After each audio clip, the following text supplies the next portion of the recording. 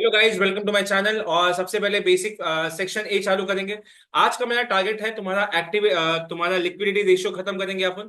Basics common size खत्म करेंगे और अपन खत्म करेंगे तेरा लिक्विडिटी बोला लिक्विडिटी नहीं थे, सॉरी, लिक्विडिटी एंड एक्टिविटी ये खत्म करेंगे। कल अपना टोटल टॉपिक थोड़ा मार्केट रेशियो खत्म करेंगे, मार्केट एंड फिक्स चार्ट्स। और लास्ट है तुम्हारा स्पेशल इश्यूज, 3 लेक्चर जाएगा। आई थिंक 4 लेक्चर दिया है मैंने सेक्शन ए का। हाँ, हाँ वो आ जाएगा ना। तो ये स्पेशल इश्यूज के साथ हो जाएगा, बिकॉज उसमें तो सिर्फ लाइबिलिटी से एसेट को डिवाइड ही करने हैं। 3 दिया, 3rd लेक्चर में स्पेशल। ठीक है, चलो आ जाओ। अभी मैं जो हाईलाइट कर रहा है वही तुमको हाईलाइट करने का है। मैं सिर्फ रीड मार रहा हूँ, सुनो। हाँ तो उसके साथ में, हाँ मैं लूंगा, अगर नहीं हुआ तो एक सीट करूंगा और क्या। टेंशन मत ले, ऐसा नहीं है कि 3 दिन हो गया तो मैं चौथे दिन क्लास नहीं लेगा। मेरे को आराम से पढ़ाना है। ठीक है, सबसे पहले फाइनेंशियल स्टेटमेंट, तुमको एक डेफिनेशन बताया था। Financial statement is a summarise recording of accounting transactions, ऐसा बोला था तुमको। Okay, financial statement are the record of accounting and financial transaction that is transpired over the financial year. तुमको ऐसा बताया था कि सबसे पहले जर्नल होता है, जर्नल से लेजर आता है, लेजर से ट्रायल बैलेंस आता है, उसके बाद बैलेंस शीट आता है। Okay, organisation are required to periodically present their financial statement with a proper disclosure according to generally accepted accounting principle। अपन कौन सा गैप गैप यूज करते हैं? अपन यूएस गैप। इधर पे मैं लिख देता हूँ यूएस गैप। मतलब जो भी तुम्हारा फाइनेंशियल स्टेटमेंट बनता है वो यूएस गैप के हिसाब से बनता है। Generally accepted accounting principle refers to the common set of accounting principle. अभी सुन, तेरे फाइनेंशियल स्टेटमेंट में क्या क्या, ये जो अपना गैप होता है उसमें क्या क्या होता है? Accounting principle, standard and procedures. Procedure मतलब how to apply the standards by the Financial Accounting Standard Board (FASB). Companies in US required to follow the gap for the preparation of financial statement। मैं तुमको ऐसा बताया था कि अगर तुम USA वाला है तो यूएस वाले में तुमको फॉलो करना पड़ता है यूएस गैप। ओके, अगर if you are from India then India में फॉलो करना पड़ता है तुमको इंड एस। ये पाया तुमको, समझा? Simple. Financial statement are important because they contain crucial information about the organizational financial capabilities. This financial statement helps the investor to make informed decisions about whether or not to invest in the company। मैं तुमको example दिया था, कोई loss making company है तो तुम उसमें पैसा नहीं डालोगे। ओके, लेकिन कोई प्रॉफिटेबल कंपनी तो तुम हमेशा बोलता है। एग्जांपल, प्रवीण हमेशा एक फाइनेंशियल स्टेटमेंट देख के मेरे को एक शेयर रिकमेंड करता है कि ले लो, शेयर फूटेगा अच्छा खासा। और मैं प्रवीण का बात सुन के बार बार इग्नोर करता, फिर प्रवीण मेरे को बोलता है "ई" ओके, प्रवीण का हर बार, हाँ, फिर don't contact Praveen for tips. चलो, फिर तुमको बताया था what financial statement contains. Okay, अब आराम से देखना। Financial statement contains your income statement. और याद रखना, जब मैं इनकम स्टेटमेंट की बात करता हूं तो मैं तुमको बताया था income statement always made for the period ended. ऐसा बात हुआ था आपने। ओके, दूसरा, बैलेंस शीट जब मैं बात करता हूं तो मैं क्या बोला था? एज एट, एक दिन का बनता है। दूसरा बोला था स्टेटमेंट और चेंजेस इन इक्विटी, उसमें ऐसा था कि तुम्हारा ओपनिंग स्टॉक होल्डर इक्विटी कितना था, उसमें क्या एडिशन हुआ, उसमें क्या डिलीशन हुआ। ये सब करने के बाद जो फाइनल मिलेगा ये तेरे को मिलेगा क्लोजिंग स्टॉक होल्डर इक्विटी। अभी तुम लोग में से कोई मेरे को पूछा अगर स्टॉक होल्डर इक्विटी क्या होता है, सर फोड़ दूंगा तुम्हारा। Common stock, preferred stock, retain earnings, APIC, additional preparing capital. Okay, ये सब तुम्हारा मिलके क्या क्या बनता है? स्टॉक होल्डर्स इक्विटी बनता है। दूसरा बोला था स्टेटमेंट ऑफ कैश फ्लोस। और तीसरा होता है तुम्हारा, चौथा होता है नोट्स टू फाइनेंशियल स्टेटमेंट। ये तेरा टोटल बनता है, this is the set of financial statement. यहाँ पे लिख भी देता हूँ, सेट ऑफ फाइनेंशियल स्टेटमेंट। क्या आपको मेरी बात समझी? चलो ना, बोल बोल बोल, क्या हुआ?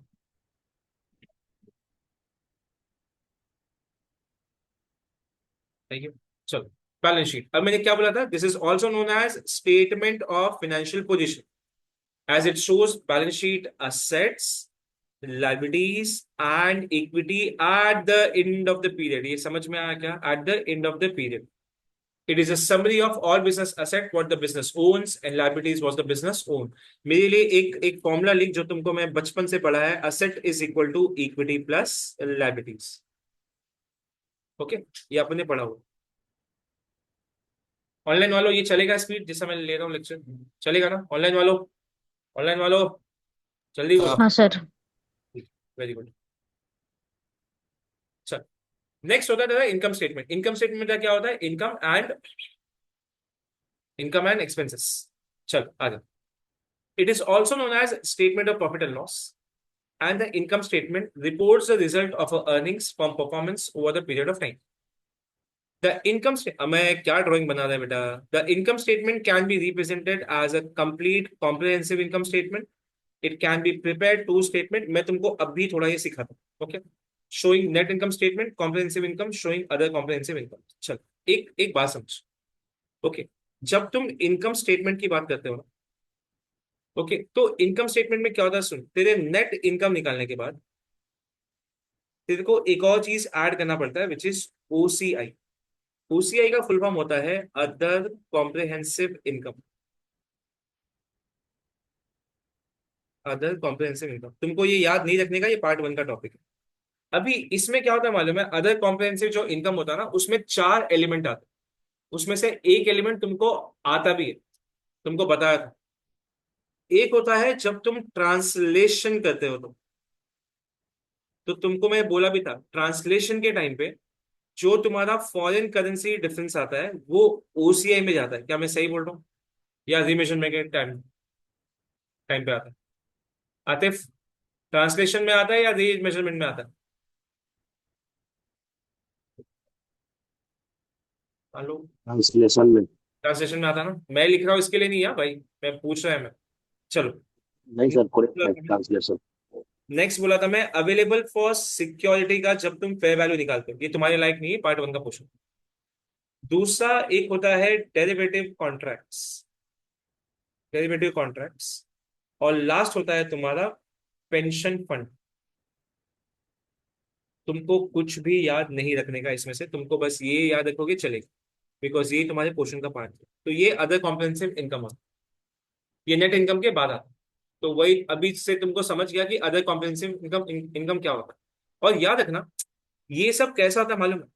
इसको एक और चीज बोलते हैं, these are non equity transactions. मतलब इसका ओनर से कोई भी लेना देना नहीं है, और ये सब अनरियलाइज्ड होता है, मतलब जेब में नहीं आया, सिर्फ प्रॉफिट रिकॉर्ड करके लिखा है, बट उसको मिला नहीं अभी तक अपने को।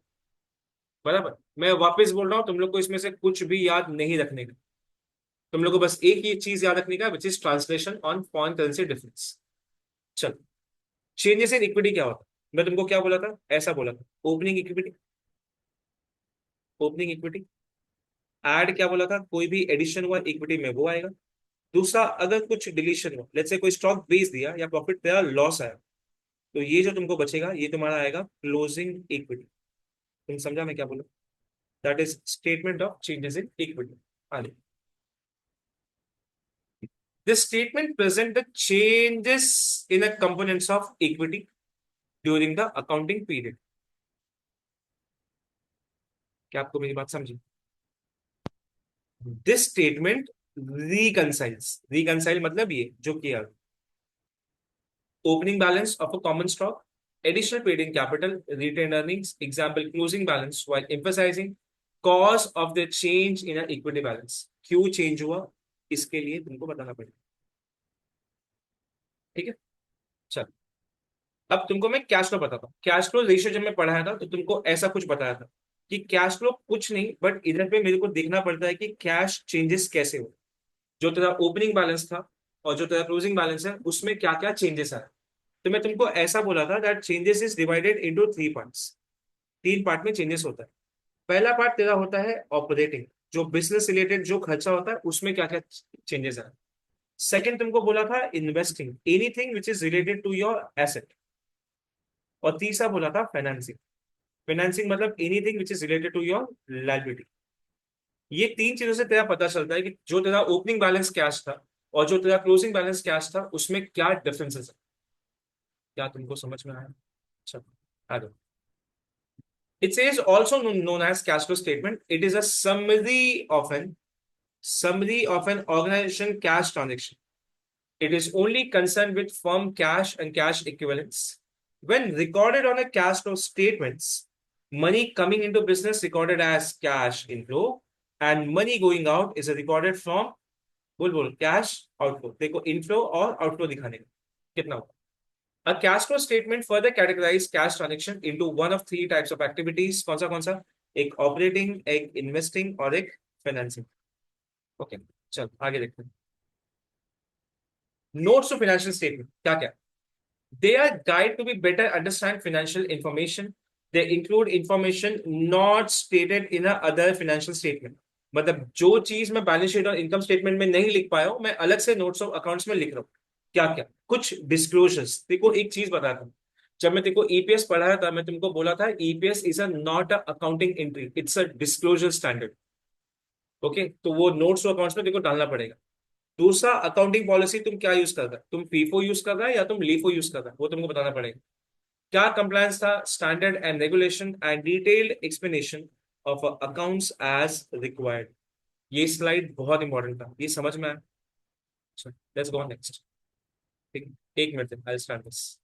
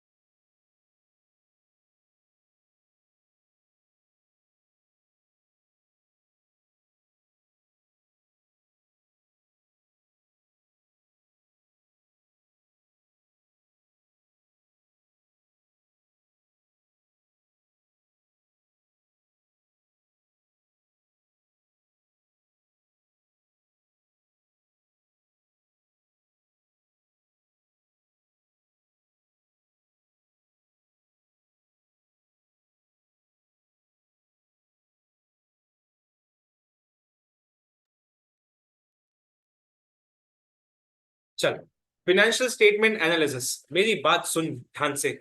फिनेंशियल स्टेटमेंट एनालिसिस तुमको जब ऐसा पढ़ाया था तो ऐसा पढ़ा था, it is divided into two parts, vertical and horizontal. Vertical में सिर्फ और सिर्फ कॉमन साइज आता है, एंड हॉरिजॉन्टल में तुम्हारा एक कंपेरेटिव आता है और एक ट्रेंड आता है। जब तुम कॉमन साइज की बात करता है तो कॉमन साइज एकदम सिंपल है, तुमको बेस लेना पड़ेगा। अगर बैलेंस शीट है तो टोटल असेट लेने का, और अगर इनकम स्टेटमेंट है तो तुम सॉरी इनकम स्टेटमेंट है तो उसमें सेल्स लेने का। जब तुम कंपेरेटिव्स की बात करते हो तो फॉर्मूला है B minus A divide by A multiplied by 100। लेकिन जब तुम बात करते हो ट्रेंड का तो C divide by A, B divide by A divide by A. लेकिन जो तुम्हारा बेस ईयर होता है वो तुमको 100% लेना पड़ेगा ट्रेंड में।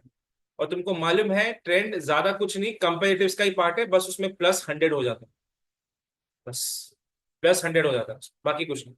और तुमको बताया भी था कि जब तुम कॉमन साइज करते हो तो कॉमन साइज तुम लोग क्यों करता है, क्योंकि तुमको दो इंडस्ट्री कंपेयर करने का होता है, इसके लिए तुम परसेंटेज में चेक करते हो। लेकिन जब तुम कॉमन कंपेरेटिव्स और जब ट्रेंड निकालता है तो कंपेरेटिव्स और ट्रेंड में अपने ही कंपनी का इवैल्यूएशन तुम लोग कर रहे हो। इंटर पीरियड चेंज, हाँ हाँ, वो अब की बात 400 पार। A financial statement analysis is an extensive study of the financial statement to make informed investment decisions. It involves evaluation of the company financial performance, position, liquidity, future prospect, risk, etc. And it is conducted by investor, government, general public, and internal management. Okay. यहाँ पे एक छोटा सा टिक कर और इधर लिख दे are the users of financial statement. They are the users of financial statement. Popular financial statement is a technique discussed in section A, including common size statement. चल, common size। अब इधर से ना मैं पूरा नहीं पढ़ूंगा, सिर्फ लाल हेडलाइन से पढ़ूंगा। अंदर का तुम ब्लैक वाला तुम पढ़ोगे, क्योंकि जो भी क्वेश्चंस आ सकता है वो लाल वाले पे आ सकता है। Under the common size financial statement analysis, the financial statement organizations are expressed as percentage. तुमको मालूम है। In this approach, the base is chosen. All the element within the financial statement measure as a percentage of that base. अब मेरे लिए एक काम कर, इधर भी बेस लिख, और तुमको पता होना चाहिए बेस मतलब क्या। If it is balance sheet then you will take total asset as a base, total asset as a base. If you see income statement then sales is a base. Respect, he's a teacher, he's a teacher not sir, sorry, oh my god.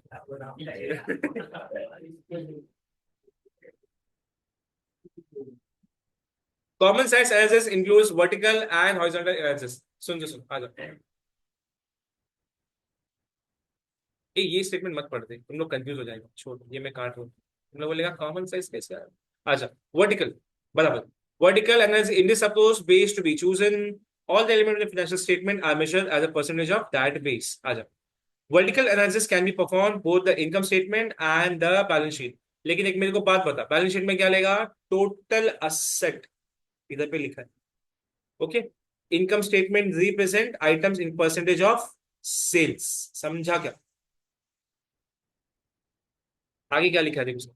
Vertical analysis can be effective understanding, देख दे देख, understanding के trends over the time and the most effective way to the companies compare companies financial statement to the industry average और the benchmark. इधर पे highlight कर, ऐसा star mark मार, देखो समझा। ओके, तो कहना इसे, अगर कोई तेरे को वर्टिकल एनालिसिस बोलेगा, कोई तेरे को वर्टिकल बोलेगा, तो वर्टिकल में क्या आया सबसे पहला, कॉमन साइज। और कॉमन साइज टू क्यों कर रहा है, to just to compare different industries. समझ में आया क्या, कंपेयर डिफरेंट। अच्छा आ जाओ,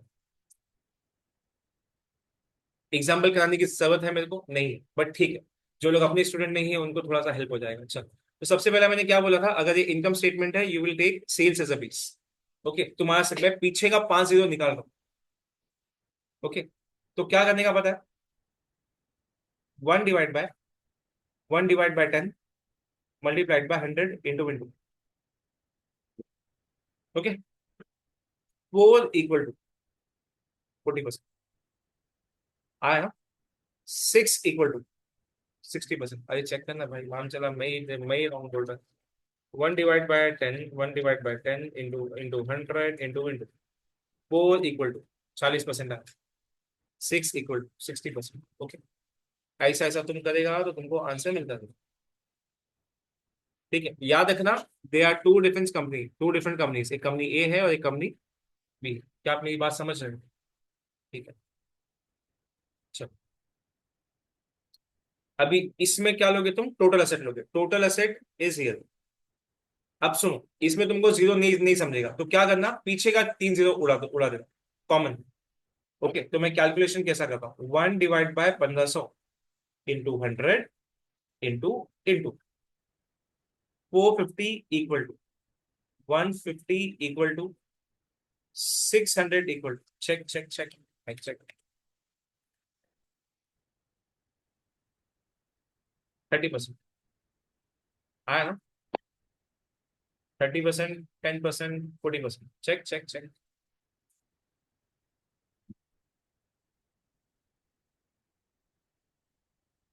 चलो, now let's talk about horizontal. Horizontal is divided into two parts.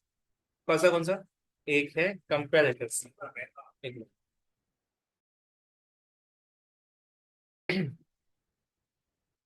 कंपेरेटिव्स और एक फ्रेंड। अब मुझे बात बता, तुमको ये देख के ऐसा लग रहा होगा ईयर 1, ईयर 2, ईयर 3 ईयर, तो क्या कर सकता है, इसमें दोनों निकाल सकता है। ओके, इसमें कंपेरेटिव्स भी निकाल सकता है और इसमें ट्रेंड भी निकाल सकता है। चल, horizontal analysis, also known as trend analysis, compare the financial statement of an organization over the period of time, analyze the growth trends. अभी सुनना, जब जब तेरे को ग्रोथ बोलेगा ना, याद रखना ग्रोथ मतलब कंपेरेटिव्स होता है। हाँ, ये पढ़ा है मैंने, ग्रोथ ट्रेंड बोला मतलब comparatives. It shows comparison of the financial statement of the several years against the chosen base year. तुमको बोला था अगर सम कुछ भी स्पेसिफाई नहीं करता तो year 1 should always be your base year. क्या बोलती public, this is your base. बराबर। चल, इस पहले देखते हैं इसने क्या किया। उसने क्या किया, ईयर वन पहले उसने ट्रेंड निकाला। इसका नहीं देखते, आप अपना ही करेंगे। चल छोड़, ये मेरा ए है, ये मेरा बी है और ये मेरा सी है। अगर तुमको कोई ट्रेंड निकालने बोला तो सबसे पहले ए का तुम लोग क्या निकालोगे, ए विल बी 100 100 100 100 100, वो सब 100 होगा। लेकिन जैसे ही तुम ईयर 2 का निकालने जाओगे तो याद रखना ईयर 2 का तुमको करना पड़ेगा B divide by A multiplied by 100। चल आ जा, फटाफट निकालता। So 125 divide by 1 lakh percentage, ये आया मेरा 125%। बस चार निकालना, बाकी सबका छोड़ देंगे अपन। चल, 45,000 divide by 50,000 percentage, this is 90%। साथ में तो सब लोग 80,000 डिवाइड बाय 50,000 परसेंटेज, ये तेरा आया 160%। 160%, ठीक है। क्या दीप ऐसा सब नहीं निकाल रहा है 150? दीप को साले को दिख भी नहीं रहा होगा ये। चलो, 125, 90 एंड 160।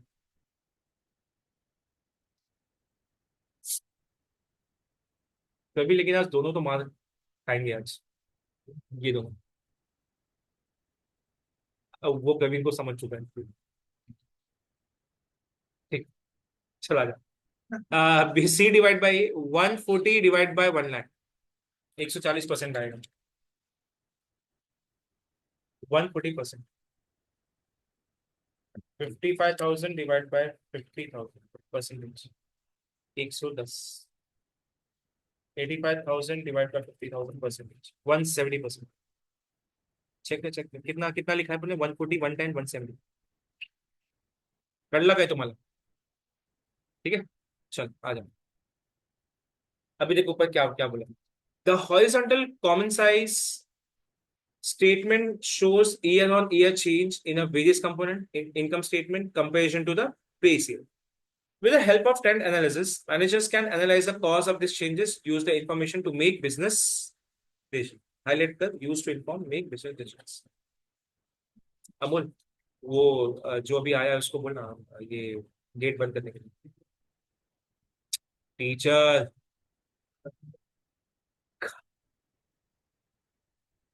थोड़ा तो इज्जत दो, मिट्टी भाई का टॉपर है यार। तो क्या, कुछ नहीं, तू जा तू जा। सुनो, अगर कंपेरेटिव्स बोलता तो क्या करता मैं, B minus A divide by A percentage. ये आज ऐसा बिहेव नहीं करता, कितना शरीफ है, चुपचाप बैठने वाला बच्चा है ये। तू तो पहचानता है ना। तू तू उसके साथ लेक्चर भी बैठा है साल। नहीं, तू नहीं बैठा। तो तू कहाँ था इतने दिन? अच्छा, तू लेक्चर नहीं बैठता था, तू हार्डली पुट नहीं कर रहा। चलो रेशियोस आ जाओ। नहीं, थोड़ा सा 1 मिनट पॉज लेना चाहिए। 1 मिनट, 1 मिनट का मौन व्रत रखो तुम।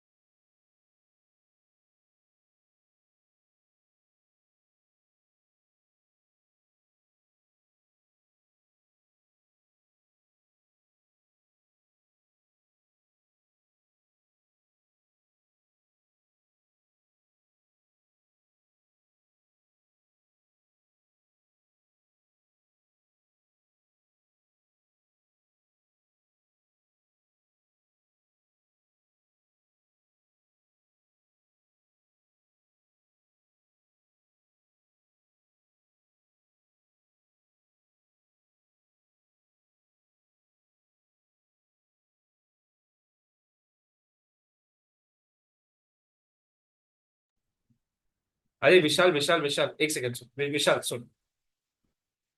अपनी बुक में ना बहुत सारा सम्स है। ये विशाल का डाउट अच्छा है। ओके, मैं तुम लोग को ये से बता रहा हूँ। ठीक है, सुना सुन। उसका डाउट वो लॉजिकल है, अगर तुमको ऐसा लग रहा है तो मैं तुमको बताता हूँ। क्या होता है मालूम है, समटाइम्स तुमको आंसर में ऐसा ऐसा दिया होता है, 30%, 40%, -20% एंड लेट्स से 50%। अगर उसने आंसर ऐसा दिया तो समझ जाने का वो कंपेरेटिव्स मांग रहा है। ये कंपेरेटिव्स मांग रहा है। बट तुम्हारा आंसर अगर 130% है, तुम्हारा अगर 140% है, और तुम्हारा अगर 80% आंसर दिया है, और तुम्हारा ये 150% है, तो समझ जाने का ये क्या बोला था, ये तुम्हारा कंपेरेटिव्स है। ये तुम्हारा कंपेरेटिव्स है, और ये याद रखना, दिस इज योर ट्रेंड। समझा क्या? तो सुन सुन सुन सुन सुन सुन, मतलब क्या, मतलब क्या, मतलब क्या। ये इधर पे क्या लिखेगा, B/A मल्टीप्लाइड बाय 100। ए विशाल, अभी समझा क्या? विशाल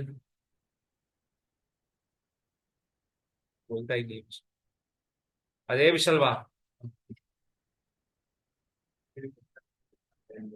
नहीं, अगर नहीं भी बोला तो नहीं नहीं नहीं, अपने बुक में भी मैंने कहीं स्पेसिफाई नहीं किया। अपने बुक में सम उसमें नाम भी दिया नहीं है। But good, you have asked this question. -20, -20 था। भाई ये 80 क्यों लिखा, समझा ना? इफ इट इज -20 मतलब 100 में से लेस हो क्या है, इसके लिए 20 लिखा है। चलो, ऐसा तुमको लगे ना कि the thing which which I should add in this, मेरे को बोल देना। जैसे विशाल ने एक अच्छा पॉइंट बोला तो मैं सब पे लिख दिया, तो वो तुम्हारे लिए भी अच्छा होगा। चलो, लेट्स कम टू रेशियो। सबसे पहले तुमको बताया था रेशियो क्या होता है, दो नंबर्स का तुमको डिटेल देता है। And two numbers can be of balance sheet, two numbers can be of income statement, and two numbers can be of, one number will be of balance sheet, and second number will be of income statement. इसको बोलते हैं balance sheet ratio, इसको बोलते हैं income statement ratios, और इसको बोलते हैं कंबाइंड रेशियो। कुछ याद आई?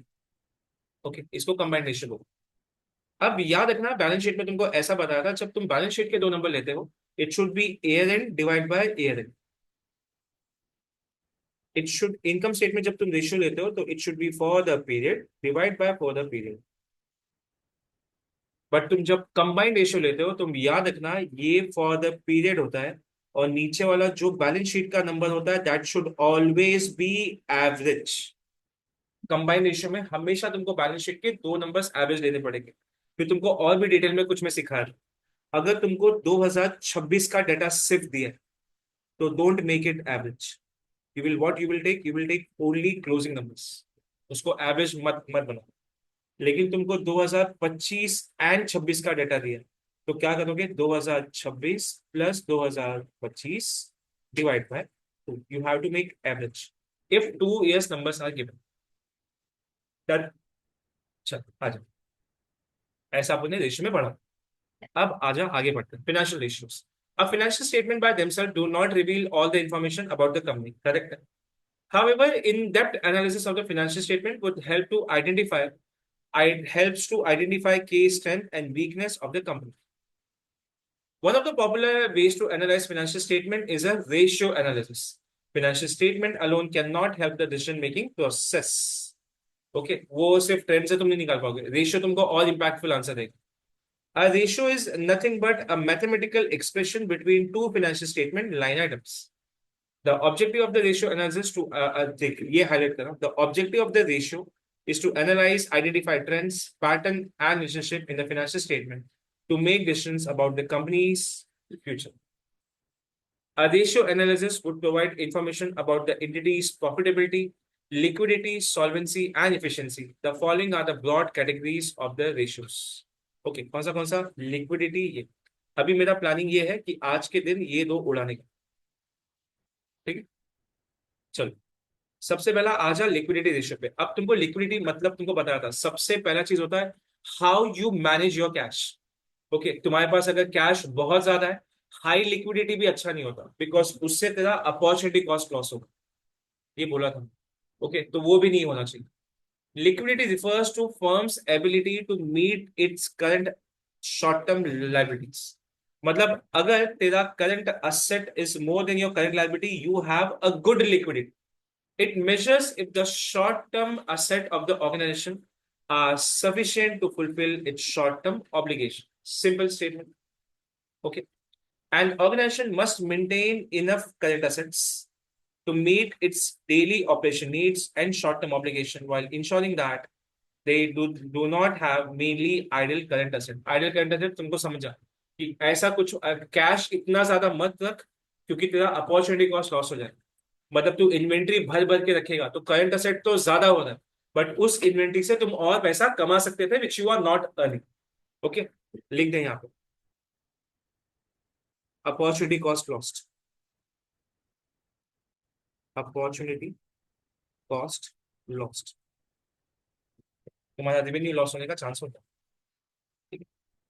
चलो, ओके, बेचारा स्ट्रेस में था ना अभी कुछ दिन। चलो, लिक्विडिटी रेशियो में करंट रेशियो आया, क्विक रेशियो आया, कैश रेशियो आया, कैश फ्लो रेशियो आया एंड वर्किंग कैपिटल रेशियो आया। ओके, फॉर्मूला अगर तुमको अभी तक नहीं याद है तो भाई कुछ तो गड़बड़ है। अभी रिसेंटली एक लड़की को पूछा तू क्या पढ़ी, बोलती है सेक्शन है। मैं बोला कितना लेक्चर हुआ है, तो बोलती है 3।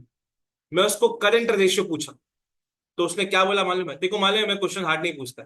उसने मेरे को क्या बोला पता है? तू सुन, current liability divide by cash flow. मेरा खून खोल गया मेरा। तो मेरा खून मत खोलाओ which is already less. Okay, तो करंट रेशियो पहले पढ़ते हैं, आजा। तुमको भी मालूम है, तुमको एक रेशियो, अभी वो जो लड़की ने मेरे को लिख के भेजा था ना कि 75 सम्स, उसको क्या क्या याद थे, उसमें करंट रेशियो के सम्स नहीं थे।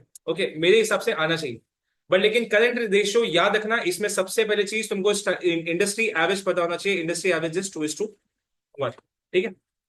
चलो, The current ratio is one of the most popular measures of liquidity. The current ratio measures its current asset of the organization can fulfill its current term obligation. और तुमको बोला भी था कि करंट असेट, अगर सुनना सुनना मतलब मैं तेरे को ऐसा बोल रहा हूँ, अगर तेरा करंट असेट तेरे करंट लायबिलिटी से ज्यादा है तो याद रखना तेरा ratio should always be more than 1, correct ना? लेकिन करंट असेट तेरा अगर लेस देन करंट लायबिलिटीज है then this ratio will always be less than 1। अरे समझा क्या थी बेटू? The comparison of the current asset with the current liabilities indicate the short-term debt-paying ability of the firm. अगर more than 1 है, then obviously तुम्हारा debt-paying ability बहुत ज्यादा strong है. The current ratio calculated as current asset is equal to current asset divided by current liability. What do you mean by current assets? आजा, और तुमको बोला भी था इसमें एक चीज याद रखना, 1 year or operating cycle whichever is longer. तुमको बियर का एग्जांपल दिया था, बियर इज इन्वेंट्री लेकिन बहुत ज्यादा टाइम लेता है तो उसका ऑपरेटिंग साइकिल ज्यादा होगा। लेकिन कोई वड़ा पाव वाला है उसका ऑपरेटिंग साइकिल 2 दिन है, लेकिन तुम 2 दिन नहीं ले सकते, उसके लिए तुमको 12 महीना लेना पड़ेगा। तो 12 महीना और operating cycle whichever is higher. और उसमें क्या क्या आता है?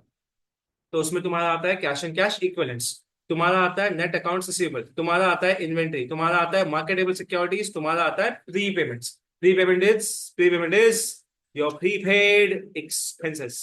समझा क्या? बट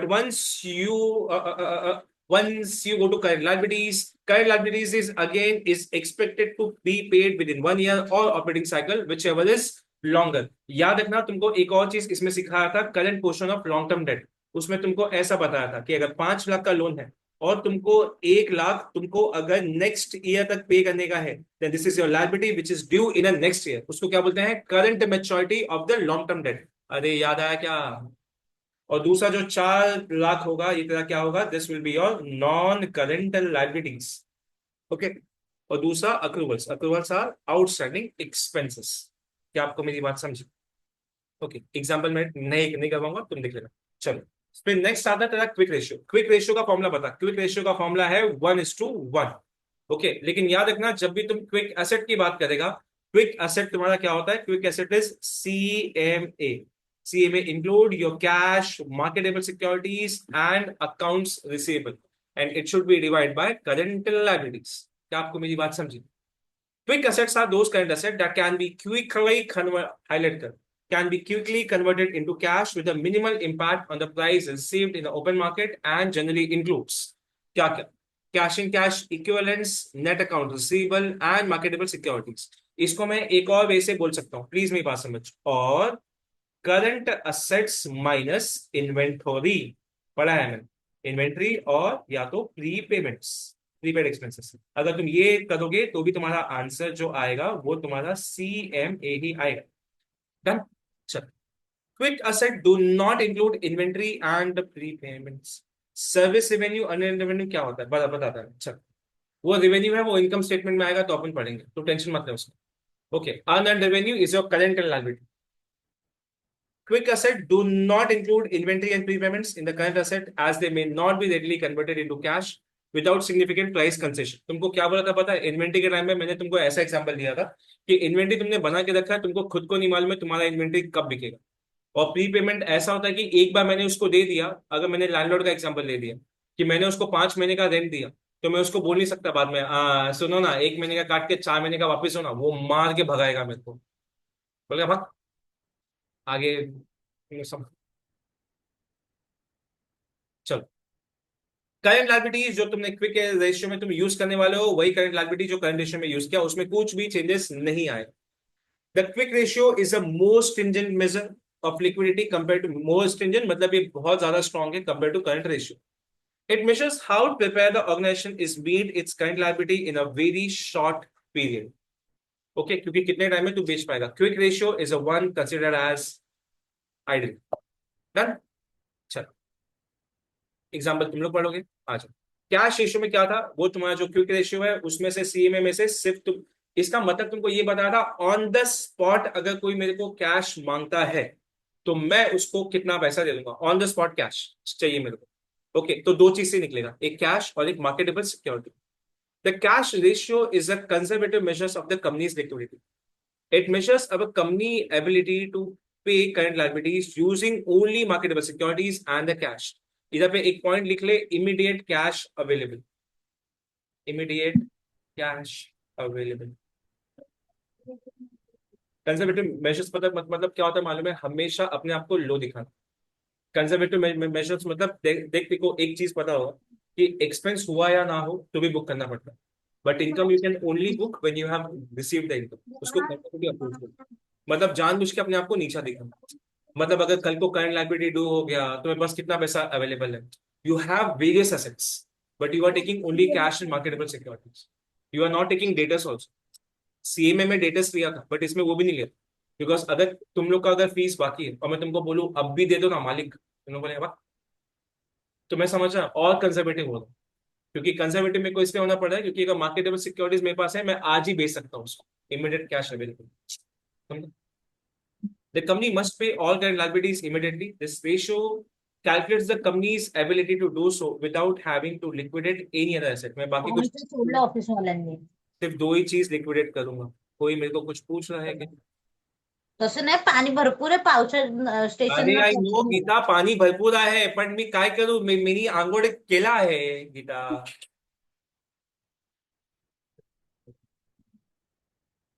नहीं आता मेरे को, तो मेरे को रास्ता करे भगा देगा फिर। Hi Geeta, how are you? Sorry sir. अरे इट्स ओके, बट वो पानी गया क्या? पानी किधर गया? अब मम्मी से बात कर रही थी. हाँ हाँ, मैं समझ गया। चलो, कैश फ्लो रेशियो तुमको बेस्ट बोला था, तुमको ये एग्जाम में दिया होगा, तुमको टेंशन लेने का जरूरत नहीं है। तुमको बताया था जो कैश फ्लो तुमको बताया था, ये कैश फ्लो तुमको तीन पार्ट में बोला था। कौन सा बोला था? ऑपरेटिंग एक्टिविटीज, इन्वेस्टिंग एक्टिविटीज और फाइनेंसिंग एक्टिविटीज। ओके, तो तुमको याद रखना ये तुमको ऑपरेटिंग एक्टिविटीज लेने का मतलब तुमने साल भर में जो नॉर्मल इनफ्लो आउटफ्लो किया है उसमें तुमको कितना पैसा तुम्हारे पास आया। ओके, ये जनरली तुम्हारा मेजर क्या करता है मालूम है? सिर्फ कैश को लेकर। तो समझ रहा है? पहले करंट एसेट ली, उसमें से इन्वेंट्री और प्रीपेड निकाला तो छोटा हो गया। फिर तूने सिर्फ मार्केटेबल सिक्योरिटीज और कैश लिया, अब उससे भी छोटा, सिर्फ कैश का बात हो रहा है, लेकिन कैश किसका? सिर्फ ऑपरेटिंग एक्टिविटीज का। The cash flow ratio calculates the company's ability to pay current liabilities using only current cash flow from the operations. सिर्फ operations है। A higher the cash flow is better than firm's liquidity. जितना ज्यादा होगा उतना अच्छा है, because उसके पास उतना अवेलेबल कैश है। लेकिन याद रखना, मैंने लेक्चर के टाइम में तुमको बोला भी था कि अगर कैश तुम्हारा ज्यादा है then you might be losing your opportunity to earn interest. Okay, मतलब तिजोरी में तुम 2 करोड़ लेके बैठा है और तुम कुछ इन्वेस्ट नहीं कर रहा, मतलब कुछ तो लफड़ा है। समझ गया बेड़ू? चल, मेरे को एक बात बता, what do you mean by working capital? तो working capital is nothing but current asset minus current liabilities. Okay, अगर तुम्हारा वर्किंग कैपिटल पॉजिटिव है मतलब तुम्हारा करंट असेट ज्यादा है। Working capital is calculated is a difference between the current assets and current liability. A positive net working capital is ideal and useful for the organization future, and it would indicate that organization has a more current asset than the current liabilities. कुछ याद आई? चलो, 2 minute का break लो, activity ratio चालू करते हैं।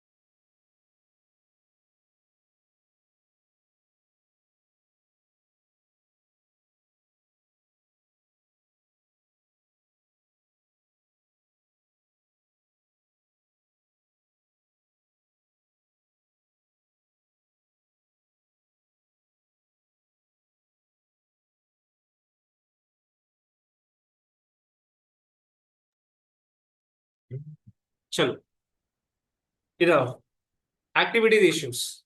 मैं तुमको एक मस्त डब्बा बना के दिया, ठीक है? अगर वो डब्बा होगा तो मैं दिखाता हूँ, तुमको याद आना होता है वो डब्बा।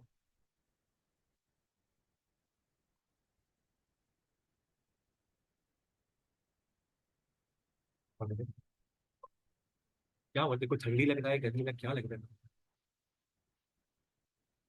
Are you feeling uneasy my friend? ये भाई एसी दे, उसको गर्मी लग रहा है।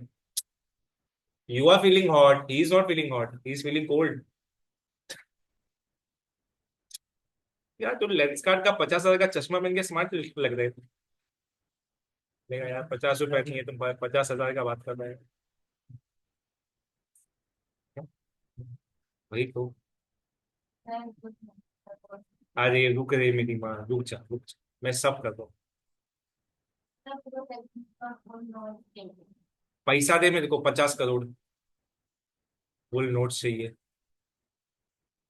अच्छा, ऊपर से मेट्रो बंद हो गया तो सर मेरे को बस से जाना पड़ेगा। चलो चलो, आ जाओ। ऐसा जो मेरे बच्चे हैं, मैं कुछ पढ़ाया था सबसे पहले, एक वर्किंग कैपिटल साइकिल पढ़ाया था। सेल्स होता है, सेल्स से डेटर बनता है। देखो सब दिख रहा है, नहीं दिख रहा, चलो नहीं दिख रहा है। हाँ चलेगा, चलो ओके। सेल्स है, डेटा से कैश बना, कैश से तूने रॉ मटेरियल लिया, रॉ मटेरियल से क्रेडिटर बना, क्रेडिटर से देखो वापस पैसा दिया। ये चक्रव्यूह तेरा चलता रहेगा, इसको ही अपन ऑपरेटिंग साइकिल या वर्किंग कैपिटल बोलते हैं। लेकिन इस वर्किंग कैपिटल में जानने के लिए तुमको कुछ चीजें बहुत इंपॉर्टेंट। सबसे पहला, कितना टाइम मेरा इन्वेंट्री लेगा सेल होने के लिए, कितना टाइम मेरा डेटर्स लेगा पैसा देने के लिए, और कितना टाइम मैं लूंगा अपने क्रेडिटर्स को पैसा देने के लिए। अगर इन्वेंट्री कितना टाइम लेगा सेल करने के लिए, उसको डेज इन इन्वेंट्री बोलते हैं। कितना टाइम मेरा डेटर्स, कितने टाइम में मेरा डेटर्स मेरे को पैसा देता है, उसको अपन डेज इन एआर बोलते हैं। और कितने टाइम में मैं क्रेडिटर को पैसा दूंगा, उसको मैं accounts payable, days in accounts payable बोलते हैं। फॉर्मूला तुमको बहुत सिंपल बताया था कि जो भी तुम्हारा रेशियो टर्नओवर का निकालना है, उसको डिनोमिनेटर में ठोक दो। और याद रखना, ऊपर वाला इनकम स्टेटमेंट का आइटम है और नीचे वाला पेनल का आइटम, सॉरी, ऊपर वाला इनकम स्टेटमेंट का है, नीचे वाला बैलेंस शीट का है। ओके, तो इन्वेंट्री का फॉर्मूला बना COGS upon average stock. Account receivable का फॉर्मूला बना credit sale divide by average account receivable. और अकाउंट्स पेबल का बना credit purchase divide by average accounts payable. इस सेम चीज को अगर तुमको डेज में निकालना है तो 365 डिवाइड बाय टर्नओवर रेशियो कर देने का। और उसका एक और मेथड बताया था कि जो ऊपर का फॉर्मूला है, जो तुमने टर्नओवर का फॉर्मूला लगाया, उसको उल्टा लगा के मल्टीप्लाइड बाय 365 कर देने का। ये अपना एक्टिविटी रेशियो था। इसके बाद एक और चीज था ऑपरेटिंग साइकिल, और एक था कैश साइकिल, ठीक है, which we will study right now. चल, तो अकाउंट्स रिसीवेबल ये रेशियो अपन साथ साथ में पढ़ेंगे, तो समरी था। अच्छा, इन्वेंट्री एक्टिविटी रेशियो, सबसे पहला फॉर्मूले पे जाता है। ये तुमको ये बोला था कितने टाइम्स तुम्हारा इन्वेंट्री सेल में कन्वर्ट हो जाता है, ये सबसे ज्यादा इंपॉर्टेंट है। और याद रखना, इन्वेंट्री टर्नओवर ऐसा बोलता है कि जितना ज्यादा तुम्हारा, याद रखना ये तुमको क्वेश्चन में पूछ सकता है, जितना ज्यादा टर्नओवर होगा उतना कम तेरा डेज होगा, विच इज वेरी गुड। अगर टर्नओवर ज्यादा है तो डेज कम है, मतलब इतने कम टाइम में बिक जाता है। अभी एग्जाम्पल, मैंने वड़ा पाव अभी बनाया, मेरा 50 सेकंड में अगर वड़ा पाव बिक जाता है। पाटिल अंकल, भाई हमारे गोलाई में पाटिल अंकल है, पाटिल अंकल ऐसा छान का ऐसा निकालता है, पब्लिक छीन लेता है। पाटिल अंकल का वड़ा पाव, पाकिल, पाकिल नहीं सॉरी, पाटिल अंकल का। सोच, उसका टर्नओवर, उसका डेज इन इन्वेंट्री कितना कम है, मतलब वो बना रहा बिक जाता है। ओके, तो उसका टर्नओवर हाई आएगा उसका। ओके, बिकॉज का फ्रीक्वेंट सेल सेल होगा। Inventory turnover is a count how many times the entire inventory. एक मिनट देना, कोई अनऑथोराइज बंदा घुस रहा है क्लास में।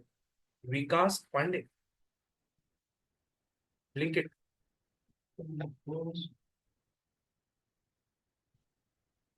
हासिल ले लो, देख लो। तू तू उठ के यहाँ पे आ। How many times entire inventory is sold और use with in the period of time. Inventory turnover measures how quickly a company sales inventory, यही तुमको पढ़ाया था मैं। चला जा। A high inventory turnover ratio indicates that the company sells its inventory quickly. वो बहुत fast बेच रहा है, and there is a high demand for the company's product. Whereas lower inventory turnover ratio implies difficulty in selling inventory and it would indicate obsolescence. बहुत time लेता है, then it is bad. तो समझ, अगर inventory turnover कम आ रहा है, example मैं तेरे को दे रहा हूँ, अगर तेरा COGS is 1 लाख और तेरा inventory turnover is closing stock समझ 10,000 आ रहा है, मतलब तेरा साल में 10 टाइम्स तो अपना गुड्स बेच देता है। अगर 10 टाइम्स आया तो समझ जा तू तेरा इन्वेंट्री कितने टाइम में बिकता है पता है? 36.5 डेज में है। ये क्या बोल रहा हूँ, बराबर ना? सुपर, 365 डिवाइड बाय 10, या 36.5। सेम उसी के बेसिस पे इन्वेंट्री कन्वर्शन पीरियड और डेज इन इन्वेंट्री बाहर आ गया। ठीक है, 365 divide by average turnover ratio. The inventory conversion period measures the number of days it takes to convert an organization's inventory into sales. कितना टाइम लेता है, समझ आना? ये टाइम्स में बताता है, ये डेज में तुमको बताता है। ये बोलो ना, पढ़ा है मैं तुमको। The lower the inventory conversion period the better the organization, because it implies that inventory being sold quickly। वो बहुत ज्यादा इन्वेंट्री ज्यादा जल्दी सेल हो रहा है। ये फंडा याद रखना। if turnover increases your days reduce, if your turnover decreases your days increases। और जितना ज्यादा डेज हुआ that is bad, ज्यादा लेट नहीं होना चाहिए, क्योंकि फिर क्या होगा पता है? अगर तुम्हारा डेज अगर ज्यादा है ना तो इन्वेंट्री एक्सपायर हो जाएगा। सपोज किसी प्रोडक्ट का शेल्फ लाइफ इज 60 डेज और तेरा कन्वर्जन पीरियड आता है 65, मतलब पूरा इन्वेंट्री वेस्ट हो गया। 60 डेज तो उसका मैन्युफैक्चरिंग डेट था, समझा? चलो, अकाउंट्स रिसीवेबल एक्टिविटी रेशियो से तुम्हारा डेटर कितने टाइम पैसा देता। फॉर एग्जाम्पल तुम्हारा सेल हुआ 1 लाख का और तुम्हारा क्लोजिंग जब तुम डेटर्स दिख रहा है तो 20 है, तो तुम्हारा डेटर साल में तुमको 5 टाइम्स पैसा देता है। इसका मतलब ये होता है अगर वो 5 टाइम्स दे रहा है मतलब तुम्हारा 72 कुछ आएगा। 365 डिवाइड बाय 5, तो 365 डिवाइड बाय 5 ये तुम्हारा आता है 73 डेज। तुम्हारा डेटा 73 डेज में पैसा देता है। अगर सुनना, तुम्हारा पॉलिसी 60 दिन का, तुम 60 दिन का क्रेडिट पीरियड देते हो, मतलब तुम बोलते हो तुम्हारे पास 60 दिन का टाइम है, तुम मेरे को पेमेंट करेगा चलेगा, और तुम्हारा ये रेशियो 73 डेज आता है, तुम्हारा कलेक्शन बकवास है। समझा नहीं? मतलब मैं तुमको बोल रहा हूँ कि जब मैं तुमको सेल किया तो मैं तुमको क्रेडिट पीरियड 60 डेज का दिया, इस 60 दिन के अंदर मेरे को पैसा चाहिए बॉस, और तुम मेरे को दे रहा है 73 डेज में। It is not good. लेकिन यही अगर मेरा रेशियो अगर कम से कम 50 है, you have a very good credit policy. समझ रहा है तुमको? चलो, the accounts receivable turnover ratio measures how efficient an organization is collecting its receivable. A higher AR turnover indicates that organization customers are setting their debts quickly, फटाफट पैसा मिल रहा है। The higher turnover ratio implies that the firm has a strict credit and collection policy, while lower the turnover indicates liberal credit policy। Liberal मतलब समझा ना? छोड़ दिया जो करने का बोलता है। ई ओ अरे माँ, ICC board, sorry IB board ले, तो आईजीएससी। अरे तो म्यूनसिपालिटी वाला है, इसको छोड़ ना जाने दो। ऐसे किसी लड़के को मैं एक दिन पूछ लिया विच स्कूल, तो क्या बोला पता है? वो लिटिल फ्लावर। तो सच में अंधेरी में स्कूल है। हाँ सच में स्कूल है, लिटिल फ्लावर। इसको तो मालूम है पक्का। हाँ हाँ हाँ, नहीं लेकिन तुझे तो आज पक्का मैं दूंगा।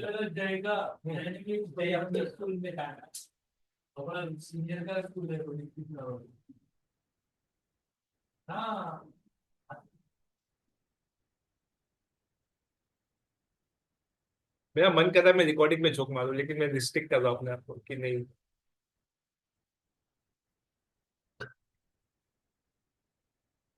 तो फालतू में उसको दे रहा है गाली, कैलकुलेट वो है।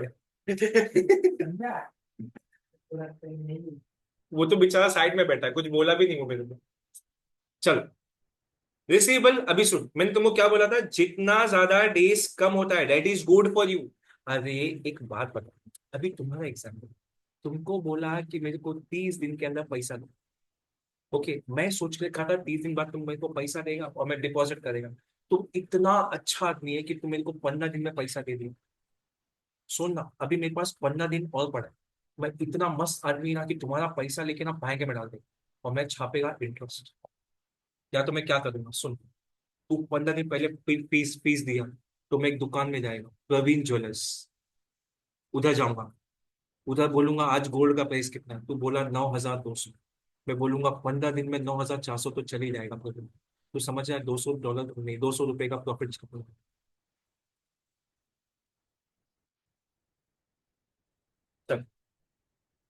हाँ, वो मैं लॉस होने नहीं दे रहा हूँ। The accounts receivable collection period measures the average number, card कहाँ रहा है भाई, the average number of days an organization takes to collect receivable during a given period, कितना टाइम लेता है पैसा लेने में। A lower collection period implies strict credit policies and collection procedures which enhance liquidity but may result in loss of sale, whereas longer collection period indicates linear credit policy which increases sales but result in loss of liquidity, increase bad debts expenses. Section B वालों, तुमको एक चीज मैंने सिखाया था मैंने, कि अगर तुम्हारा क्रेडिट सेल्स ज्यादा है तो तुम्हारा बैड डेट्स भी ज्यादा होगा, और तुमने क्रेडिट डेज ज्यादा दिया है तो वो भी, क्रेडिट डेज ज्यादा तुम दोगे तो सेल्स बढ़ेगा, लेकिन सेल्स बढ़ेगा तो बैड डेट्स भी बढ़ेगा।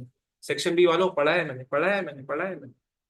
ठीक है। डेज निकालने के लिए क्या करने का, 365 divide by average receivable turnover ratio, या तो वही रेशियो को उल्टा कर दो। देख, ये जानबूझ के डेलिब्रेट मिस्टेक किया है मैंने। अरे यार, ये क्या होना चाहिए था इधर, ये रेशियो ही रॉन्ग रॉन्ग लिखा है मैंने, समझाएंगे तुमको।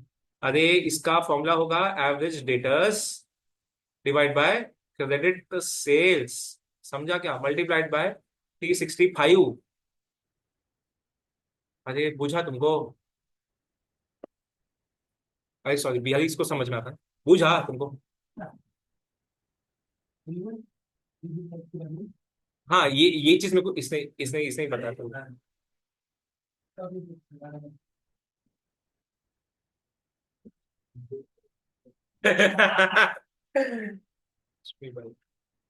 चलो, accounts payable activity ratio soon. The account payable turn, अरे हाँ पहले समझाने तो दे। मतलब तुम कितने दिन में पैसा देते हो? मतलब अगर इसका टर्नओवर क्या ज्यादा है कम, अगर एक कम हुआ देन इट इज गुड, तुम बहुत कम टाइम पैसा देते हो। अगर इसका टर्नओवर नीचे आया तो इसका जो डेज होगा वो बड़ा हुआ रहेगा। मतलब मैं बोल रहा हूँ तुम लेट पैसा दो। अभी एग्जांपल, मेरे को लक्ष्मी बाई फोन कर रही है, लक्ष्मी बाई को मैं 10 तारीख को पैसा दे देता है, मेरे को याद ही नहीं है 18 तारीख हो गई, तो समझ रहा, मैं पैसा, मेरा रुकने का इंटेंशन नहीं था, लेकिन मैं 8 दिन का इंटरेस्ट छाप लिया। ना ना ना ना ना। समझ रहा है मैं क्या बोल रहा हूँ। फॉर्मूला है credit purchase divide by average payables. ठीक है। Accounts payable turnover ratio measures how quickly an organization repay its creditor. Turning over the payable refers to the number of times the organization has repaid to its creditor during a given period of time. तुमने कितने time अपना creditors पे किया? A higher the turnover indicates that organization repaying its debt fast rate, which improves an organization relation with the creditors, but lead to loss of liquidity. तू अपना relation तो अच्छा करता है, लेकिन तेरे पैसे कम होते जा रहे हैं ना, उसका क्या? ओके, नहीं समझा, चल ठीक है। एग्जाम्पल, ठीक, चल।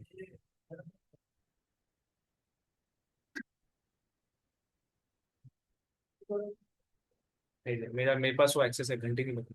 चल, रवि गुप्ता। ओके, एग्जाम्पल सृष्टि अपनी कंसल्टेंट।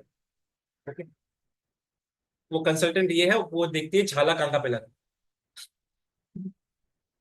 अभी एग्जाम्पल, अभी सृष्टि ने मेरे को बोला सर 45 डेज लेगा, मैं पैसा तुमको 45 डेज में देने का है, दो बिंदास चलेगा। मैं बोला नहीं रे सृष्टि, तू झाला साफ करती है, पागल है क्या, इतना जल्दी मैं तेरे को 30 डेज में पैसा दे देगा। तू समझ रही है, तू समझ रहा है, as a creditor I am maintaining good relation, but साला मेरे पास पैसा नहीं है, तो भी मैं इसको 30 डेज में पैसा दे दिया, तो मेरे लिक्विडिटी की तो बैंड बच गई ना। मेरे पास जो पैसा होना चाहिए था वो पैसा भी नहीं आ रहा, क्योंकि मैं इसको 45 दिन के बदले में 30 दिन में इसको पैसा दे दूं। अमोल, उधर मत याद कर, इधर इधर देख। मालूम है देखो, कुछ कुछ याद आ रहा है, तो छोड़, जाने दे, जो हो गया हो गया। चलो, अभी डेज तुम कैसे निकालोगे, या तो 365 divide by average payable turnover ratio, या तो तुम क्या करोगे, एवरेज पेबल्स लोगे, डिवाइड बाय एवरेज, एवरेज क्या दे, एवरेज थोड़ी आएगा, क्रेडिट परचेजेस आएगा, क्रेडिट परचेजेस मल्टीप्लाइड बाय 365। इसका फॉर्म ये क्या क्या बोलता है, डिफरल पीरियड का मतलब कितने डेज में तुमने पेमेंट दिया उसको। तो देख क्या बोलता है, A day's purchase and payable measures the number of days organization takes to repay the debt its creditors. The shorter the time takes to make payment, better the credit worthiness. तुम्हारा credit worthiness अच्छा होगा. But the higher number of days make payment may suggest firm inability to pay its creditors on time. देख, तो ज्यादा late करेगा. 45 days इसने बोला, 45 पे पेमेंट किया, वेरी गुड. लेकिन अगर मैं 60 डेज पे पेमेंट किया ना, तो ये बोले कि कैसा चिंदी आदमी है. ओके, ऐसा नहीं होना चाहिए. Although the lower number of days taken to make payments, while better for the creditors, may suggest that organization is not fully utilizing credit period offered by the creditors. इसने 45 days दिया है मेरे को, तो let's take 45 days ना. Why you are hurrying? चलो, that is good ना. But अगर मैं तेको जल्दी पैसा दे रहा हूँ ना, I'm not utilizing my money. समझा तेरे को? ऑब्वियसली ना. मैं देखो 15 दिन पहले पैसा दे रहा हूँ, मैं 15 दिन किसी शॉर्ट टर्म सिक्योरिटी में पैसा डालूं और लेट्स से टिप भी नहीं दिया, 40 का शेयर 70 पे पहुंचा दिया था किसी शॉप में, लिया नहीं. एक टाइम पे बेचारा स्विगी बोल रहा था मेरे को लेने के लिए 200 में. उस दिन वो हंस हंस के दिखा रहा था मार्केट क्रैश है और स्विगी 415 चल रहा. ठीक है, बैड लक. Operating cycle. चल, ऑपरेटिंग साइकिल में तुमको क्या बोला था, कितना टाइम तुम लेते हो जब तुम प्रोडक्ट बनाते हो और तुमको पैसा मिलता है. पैसा देने का बात ही नहीं होता इसका. ओके, सो मैं तुमको ऐसा बोला था कि operating cycle is equal two days in inventory plus days in AR. याद आया? ओके, कितना टाइम, मैंने क्या बोला था, when you produce your inventory till when you receive your money. This produce and receive is your operating cycle, but जैसे you will make the payment minus this whole thing will create what cash cycle. ठीक है, चल आ जाओ. Operating cycle is a number of days company takes to convert your inventory into cash. The operating cycle is a time taken to convert into accounts receivable, then convert accounts receivable into cash. क्या आपको मेरी बात समझी? The length of the company's operating cycle is indicator of the company's operating efficiencies. Operating cycle length varies from the industry. देख सुन, किसी का operating cycle ज्यादा होना इज नॉट बैड. मेरा इन्वेंटरी कन्वर्जन पीरियड ही 45 डेज स्टैंडर्ड है और मैं debtors को 60 दिन देता हूँ, तो यार मेरा 105 तो ऐसी हो गया. It doesn't mean that I am doing bad. मेरा जो जितना टाइम लगता है उतना टाइम लगता है. उससे कम हुआ तो वेरी गुड, उससे ज्यादा हुआ तो it can be bad. Okay, operating cycle length varies from industry to industry. The shorter the operating cycle, the better the operating efficiency of the companies and vice versa. ठीक है, operating cycle is equal to inventory conversion period and collection period. चलो, cash cycle क्या क्या बोला था, inventory conversion period minus deferred period minus plus receivable. समझा ना, जितने टाइम में तुम पैसा देते, that is your cash cycle. उसमें सब आ गया. The conversion cycle also called as net operating cycle is a amount of time between the date of cash expenditure for the production of inventory to the date of collection from the customer. That is, it is a sum of the inventory conversion period plus receivable collection period less payable deferred period. Okay, चल, cash cycle is equal to operating cycle plus payable. एक minute, इसने ऐसे क्यों लिखा है? अरे obviously ना दोस्त, operating cycle include two things, inventory and, बोल जल्दी, एआर. oops my bad. चल, ये टर्नओवर इसमें नहीं आना चाहिए. नहीं, ये बात में सीखूंगा. एक काम करूं क्या, अगर तुमको आज ही मैं वो कॉमन साइज और इसके 20 सम थमा दूं तो चलेगा? आज ही, आज ही. ओके, शाम तक का वेट करना because I will take some time. 20 sums होंगे, एक तो एनालिसिस ऑफ फाइनेंशियल स्टेटमेंट का और करंट रेशियो और ये एक्टिविटी का. डन, आज के आज ही आ जाएगा. आज ही उड़ा देना ताकि कल तक तुमको मस्त. कोई डिस्काउंट भी देता है जल्दी पेमेंट करने. हाँ हाँ, वेरी गुड, जैसे तू. ठीक, ठीक है, चलो. और एक मिनट रुको रुको.